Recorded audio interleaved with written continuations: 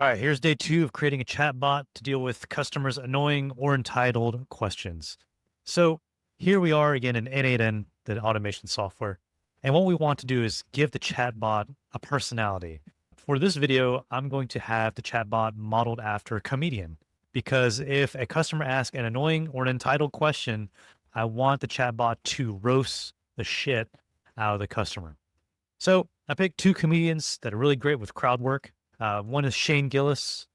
And as you can see here, I have 2 pages of instructions because with the chatbot, you want to make sure you give as much information as possible. Otherwise, if the chatbot comes across a scenario that you did not write for, it's going to just make up stuff. And it's not going to work the way you want. And then the other comedian is Gianmarco Soresi. So let's take Shane Gillis's chatbot. Now, I made sure to, if the first response the customer sends, just an honest question, I want to make sure it is just chill and helpful. Okay. And if they make a second response, so if the customer sends a second question and it starts to get really entitled or annoying, that's when the chatbot starts roasting the customer. So also gave this chatbot a personality. You're a regular dude who's just trying to do your job, but you keep getting asked dumb, lazy, or entitled questions. You respond with dry sarcasm, casual phrasing, and a tone like you're roasting someone. The thing that I want to really point out is the instructions have to be very specific, and a really helpful way to train these chatbots is to give it an example.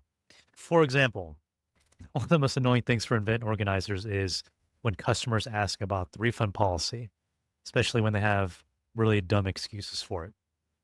If they ask what's the refund policy, chatbot's going to be kind of neutral. But if the person asks, but are there any exceptions? This chatbot example I have is, oh yeah, totally. Just for you. Let me call the refund fairy and see if she's granting wishes today. No exceptions, bud. And if they keep on going with their entitledness or their whininess, like if they say, so I just lose my money? And the chatbot, as an example, would react, no, no, no. You gained a valuable life lesson about reading event details, and I got content for my dumbest messages of the week list. We both win. Now, I know for most businesses, this is overly harsh, but we're trying to have some fun here with this chatbot. The main thing is we're going to go into this chatbot and we're going to paste the instructions here. And let's just try it out. So let's say ask chatbot, how do I get to the event? And it just gives you some really easy details, pretty neutral. And let's start to act entitled. What? There's no free transportation? Look, here's a scoop. You do get a free shuttle to the event. That one's free ride in the mix. Other airports? Nah, you're on your own with ride shares or metro trains. No magical free limo waiting to whisk you away. So yeah, there is some free transportation just from Gillis. The rest, gotta fork out or hustle with transit. Not rocket science. Okay, so I like a little bit of sass and sarcasm here. And so this shows that you don't have to use a comedian to roast the customers.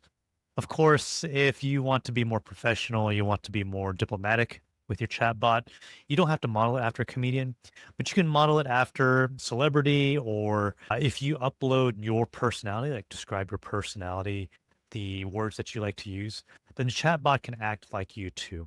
So that's day 2 of creating a chatbot on how to deal with annoying or entitled questions so that if you're a business owner, your message inbox is just a little bit lighter and a little bit less frustrating to read through. So I'll see you in the next video. Peace.